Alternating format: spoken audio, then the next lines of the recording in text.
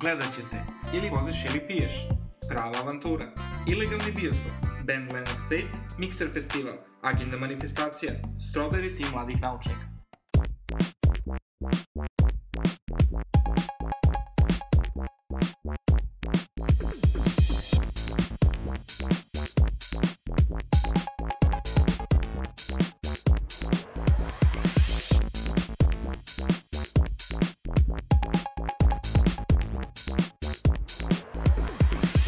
Znaš, Jelena, ja bih mogla da ostanem ovde ceo.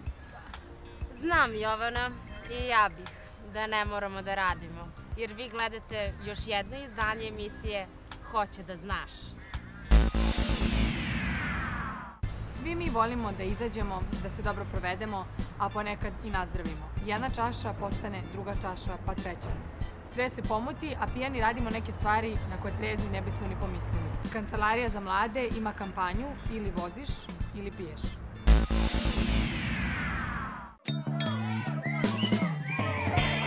Nikad se ne zna koga ćete upoznati u provodu.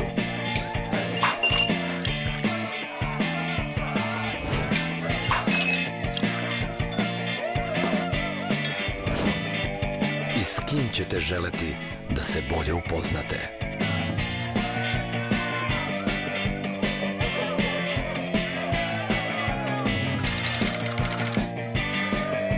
Zato se dogovorite ko od vas ostaje trezan. Odluči, ili voziš ili piješ. Zašto baš kampanja za alkohol? Zato što je vožnja u pijenom stanju jedan od osnovnih uzroka saobraćajnih nezgoda u kojima stradaju mladi, a podsjetit ću da je saobraćaj, odnosno saobraćajne nezgode su vodeći uzrok smrtnosti među mladim ljudima u Srbiji. Koja je to poruka koju vi šaljete nama mladima? Mi ne želimo mladima da pošaljemo prostu poruku nemoj piti zato što je to štetno, odnosno nemoj voziti pijan zato što je to zabranjeno nekim zakonom i zato što ti zbog toga sledi neka prekršajna kazna. Već želimo vrlo jasno da približimo mladima koje su direktne posledice saobraćajne nezgode koje se dešava pod dejstvom alkohola. Mladi često preuzimaju veliki rizik, a za uzvrat ne dobiju ništa. Dakle, ako neko sedne pijan za volan, može se da uštedi 500 dinara ili 1000 dinara za taksi. Ali s druge strane rizikuje mnogo. Rizikuje da ostane invalid, rizikuje da pogine, rizikuje da ide u zatvor na dugogodišnju robiju i što najgore da vuče jednu tešku psihičku traumu celoga života. Ono što vam prvo padne od prevoznih sredstava na pamet kada želite da putujete Evropom svakako jeste autobus. Siguran je, a i poprilično jeftin. Uvek možete pronaći i gastrobajterske autobuse kao što je čuveni na liniji Crna Trava Hamburg, samo se dobro raspitajte jer oni često nestaju na glavnim autobuskim stanicama. Druge dve alternative jesu automobil ili brod. Ako se odlučite za automobil, očekujte dodatne troškove i izbegavajte autoputeve nego se krećete magistralnim. Brodovi jesu divni, ali su uglavnom za penzionere i previše su skupi. I na kraju, ako se odlučite da putujete biciklom ili krenete peške, totalni ste avanturista. Ono što vam je svakako potrebno jeste dobra oprema, ozbiljna literatura i dobar plan. Ulazimo duboko u ilegalu. Idemo u ilegalni bioskop.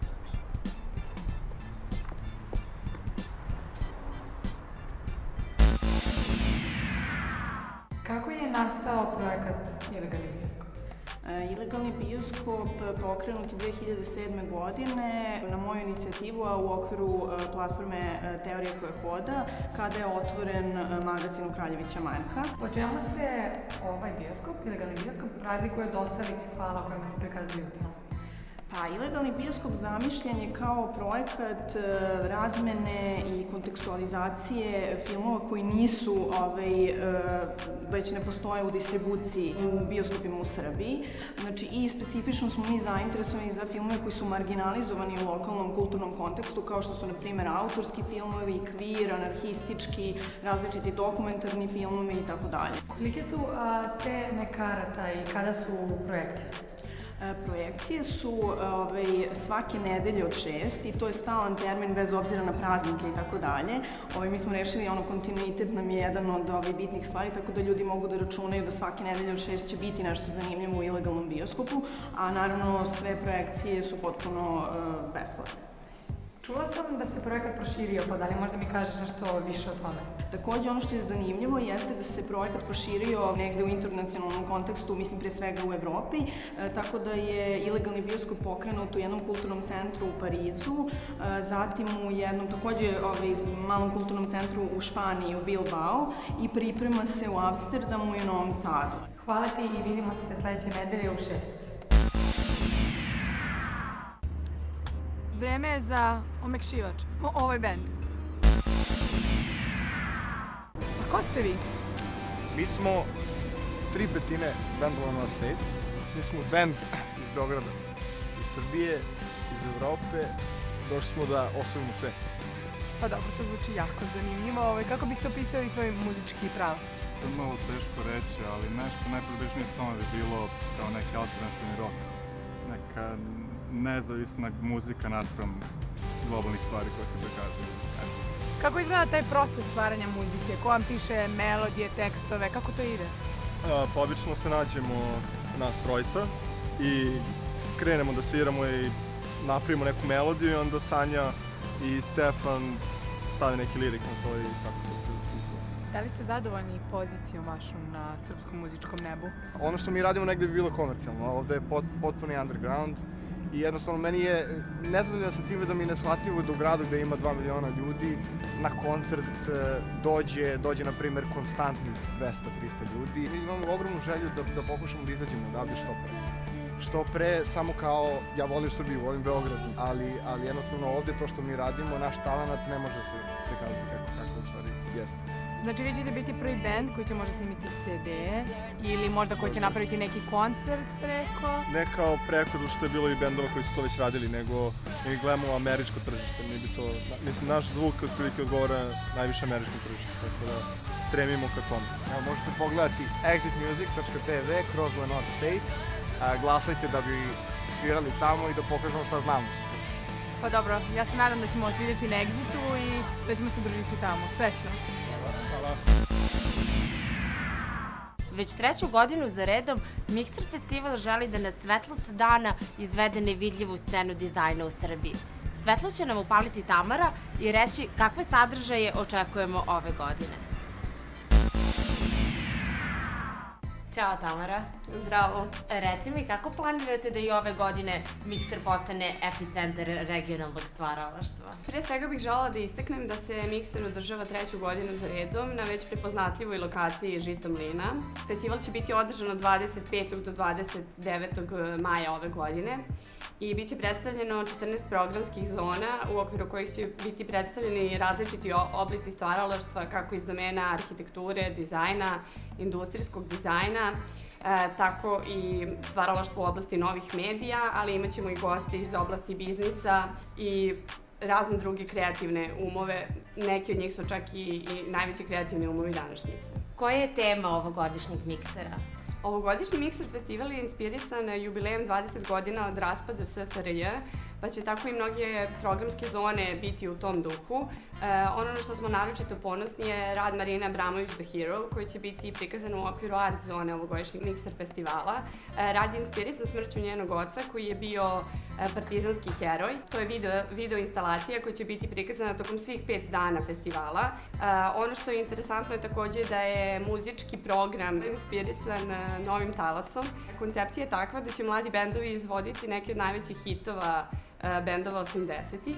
Takođe, mogu da se pohvalim time da će Mixer festival otvoriti doajen muzike bivše Jugoslavije, a to je Arsen Dedić. Dakle, još jednom, Mixer festival se održava od 25. do 29. maja u silosima Žito mlina na Donjem Dorćolu i festival je besplatan za sve posetioce. Hvala ti Tamara, a mi se vidimo na Mixer festivalu. Zavod za proučavanje kulturnog razvitka za nas mlade prikuplja razne informacije o besplatnim manifestacijama širom Srbije. Pratite me! Čime se bavi Zavod za proučavanje kulturnog razvitka? Bavi se istraživanjem kulture i to je osnovna delatnost, ali isto tako imamo i izložbe u našoj galeriji i predstavljanje različitih pisaca dole u našem klubu. Tako da se trudimo da se bavimo kulturom na različite načine, ali je osnovna delatnost bavljenje istraživanjem kulture, pa se tako bavimo sociologijom kulture i kulturnom politikom. Imate jako zanimljiv sajt. Šta se možemo da pronađemo na tom sajtu? Pa na tom sajtu možete pronaći različite stvari. Možda je najzanimljivije u ovom trenutku jedna stvar koju smo završili skoro, to je agenda manifestacija. Ideja je bila da saznamo koje se sve to manifestacije organizuju u našoj zemlji, jer... Da, toga ima i ova mapa. Jeste, ta mapa predstavlja u stvari kako su raspoređene manifestacije, pa tako možete vidjeti u Vojvodini je najveći broj manifestacija, zatim u Šumadiji i zapadnoj Srbiji, to su u stvari delovi Srbije gde ima najveći broj manifestacija, a inače folklorne manifestacije su te koje su najrasprostranjenije u našoj zemlji, kojih ima najveći broj. Da li imaš neke manifestacije da nam preporučiš, odnosno šta je to zanimljivo što ćemo da vidimo u narednom periodu? Pa recimo u maju, krajem maja i početkom juna u Beogradu imamo dve zanimljive manifestacije, to su Refrakt i Ring Ring, dakle obe muzičke. Međutim, ukoliko želite malo za vikend da odete van Beograda, onda možete do Kragujevca gde se održavaju Joakim Fest i Joakim Interfest pozorišne manifestacije. Sigurno ćemo posjetiti, ja verujem taman malo da pobegnemo, tako da hvala ti puno na razgovoru. Nema na čemu. Prva asocijacija na jagodice može biti voćni jogurt, jagode sa šlagom, bakino slatko od jagoda, jagode i šampanjac, ali i punjači za mobilni telefon. Ćao Miloše. Ćao. Šta ste vi to inovativno smislili čega se niko na svetu pre vas nije dosetio? Da, hvala vam tako lepo najavi. Pa smislili smo sjajan način da obnovljivi izvor energije, u našem slučaju solarnu energiju, stavimo na dobrobit svim ljudima, odnosno da pronađemo način tako da svi ljudi, što je bio osnovni cilj, imaju korist od obnovljivih izvora energije i na taj način se malo više upoznaju sa njima i vide čemu to služi, kako to radi i ono što je najvažnije, kako oni korist mogu imati toga. Jako je teško preneti tu poruku ljudima ako ih ona u prvom momentu ne interesuje. I onda je sjajan način bio, shvatili smo da mnogo ljudi ima mobilne telefone i da se ljudima dešava da kada su na ulici da ih se isprazni baterija mobilnog telefona i da ukoliko nećeš biti uskoro kući da ćeš ti ceo dan provesti u gradu sa ugašenim telefonom. Tako da smo smislili način da iskoristimo energiju sunca, da dopunimo vaše mobilne telefone i to je spakovano u uređaj koji se zove Strawberry drvo. Najvažnije je bio taj moment da se mladi ljudi zainteresuju za ovu oblast, da im se pokaže zapravo kako to izgleda, kako to u praksi radi i da se nadamo da ukoliko mi u svakom mestu u kome postavimo Strawberry drvo, kako stvari sada stoje, toga će biti u vremenu koje dolazi. Ako u svakom mestu barem jedno dete zainteresujemo da se time bavi i ono sutra posjeti karijeru u tome, smatrat ćemo to naš najveći doprinos, pored toga što smo možda svakodnevni život učinili komfornijim, u tom smislu da više ne morate da brinete ukoliko se zaboravite da opunite telefon. Super, a pošto ste bili prvi na svetu u tome, ko je sve to prepoznao, Kristina? Pa mi smo za vrlo kratko vreme dobili dve značajne nagrade. Prva nagrada koja je evropskog karaktera, to je Nedelja održivog razvoja, oni su prepoznali naš značaj i u takmičenju sa 309 projekata u konkurenciji, odnosno u kategoriji Consuming. Mi smo zapravo u konkurenciji sa još dve velike kompanije iz Nemačke, dve velike kompanije iz Velike Britanije osvojili prvo mesto. To je vrlo značajno jer smo mi studentski tim koji se takmičuje sa mnogo velikim kompanijama i bili smo jedina zemlja koja zapravo nije članica Europske unije. A druga nagrada koja nam se desila vrlo brzo nakon povratka iz Brisela jeste nagrada grada Beograda za dostignuće, odnosno stvaralaštvo mladih za 2010. godinu u domenu nauke.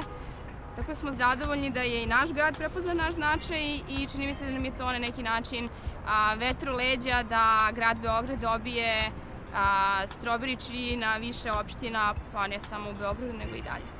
Hvala vam oboma na ovom slatkom pronalasku. Ej, Jovanice, pa ti si već stigla. Jesam. Odmaram se, da znaš. Jedva sam čekala da te vidim, da znaš kako sam super vic čula. Ajde, pucaj da čujem što mi. Ulazi manekenka u pet shop. Dobro, Jelena, dobro. Vidimo se i sledeće subote. Gledajte nas.